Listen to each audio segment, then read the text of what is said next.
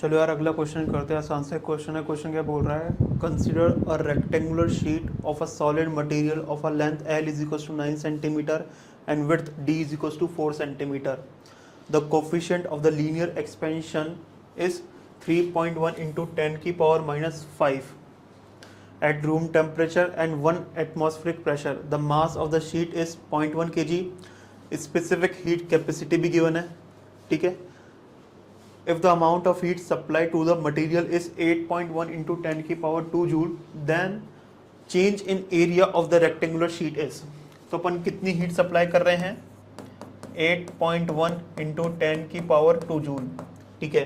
तो ये जो हीट है वो बेसिकली टेम्परेचर बढ़ाने में काम आएगी। तो कितना टेम्परेचर बढ़ रहा है तो निकाल लेते हैं। तो ये जो हीट है वो किसके बराबर होगा, mCv डेल्टा टी के बराबर होगा। तो 8.1 इंटू 10 की power 2 is equals to, sheet का मास कितना गिवन है 0.1 है, Cv का वैल्यू कितना गिवन है 900 गिवन है, इंटू डेल्टा टी। तो डेल्टा टी का वैल्यू कितना आ रहा है, तो ये लिखा हुआ है 81 इंटू 10 की पावर 2 अपॉन 9 इंटू 10 की पावर 2।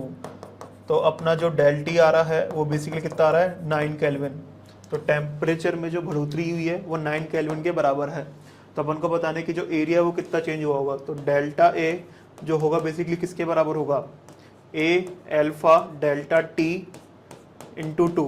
बेसिकली ऐसे लिखा हुआ है A 2 alpha delta T. 2 alpha क्या हो जाएगा basically coefficient of areal expansion.